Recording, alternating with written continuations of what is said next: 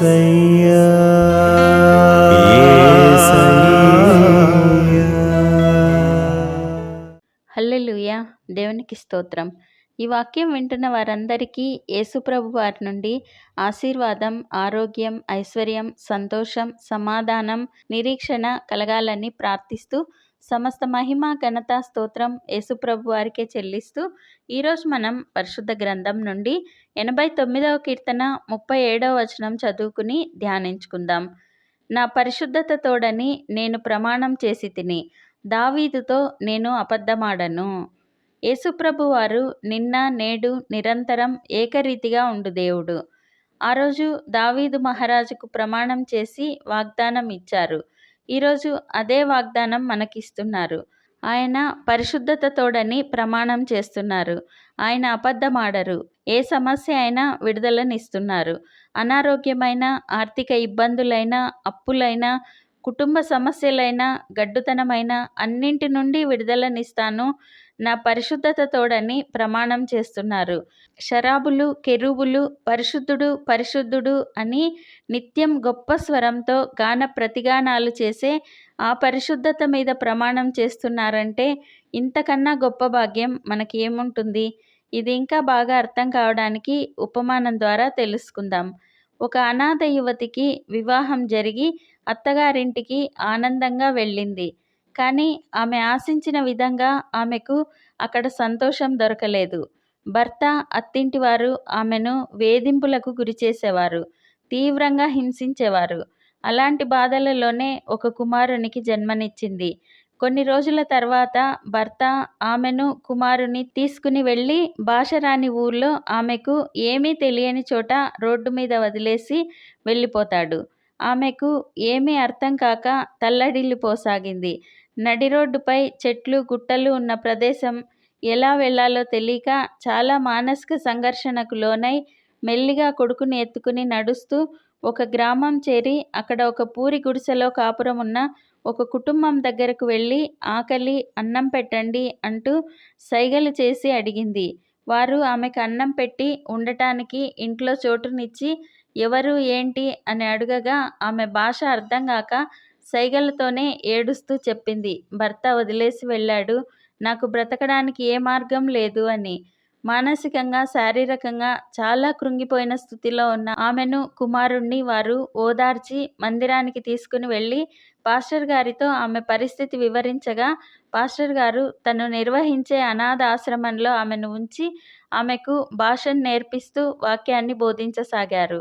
భాష నేర్చుకుని ప్రభువారిని సొంత రక్షకుడిగా అంగీకరించి తనలాగా ఏ ఆధారం లేని వారికి అండగా నిలుస్తూ మందిరంలో సేవ చేస్తూ కుమారుణ్ణి బాగా చదివించుకుంటూ ఉండగా తప్పు తెలుసుకున్న భర్త ఆమె వద్ద క్షమాపణ అడిగి ఆమెతో కలిసి కుటుంబంగా ఆనందంగా జీవించసాగారు.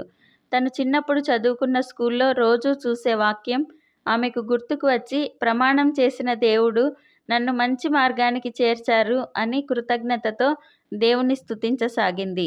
60వ కీర్తన 6వ వచనంలో తన పరిశుద్ధత తోడని దేవుడు మాట ఇచ్చి ఉన్నాడు, నేను ప్రహర్షించెదను. దేవుడు వాగ్దానం ఇచ్చారంటే తప్పక నెరవేరుస్తారు. ఎంతటి సమస్యలైనా సరే వాటి నుండి విడుదలనిస్తారు. ఈరోజు వాగ్దానం ప్రమాణం చేసి ఇస్తున్నారు. కాబట్టి ఇంకా మనకు ఖచ్చితంగా విడుదల మరియు ప్రహర్షం అంటే ఆనందం, సంతోషం.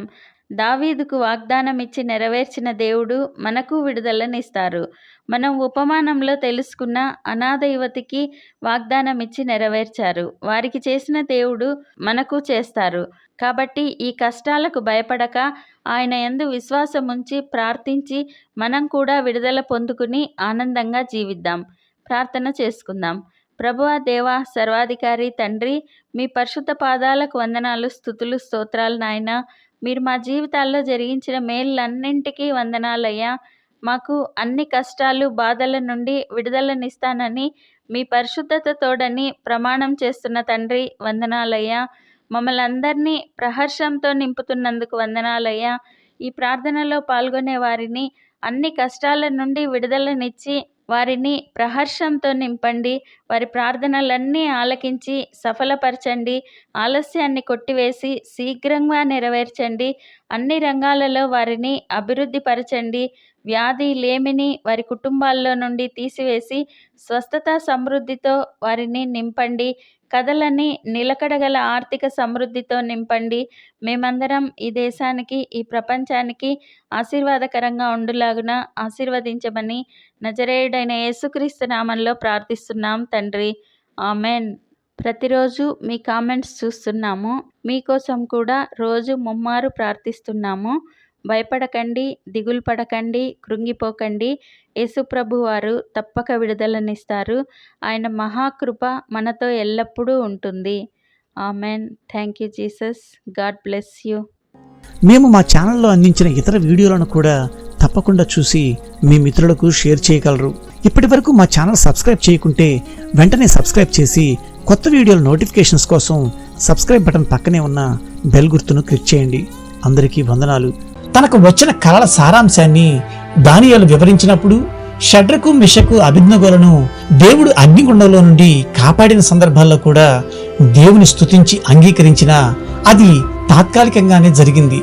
వాస్తవానికి యెరూషలేమును గురించి, యూదులను గురించి, ఆనాటి పరిస్థితులను గురించి ప్రపంచ చరిత్రలో తిరుగులేని సాక్ష్యంగా నిలబెట్టడానికే దేవుడు నెబుకద్నెజరును వాడుకున్నాడు.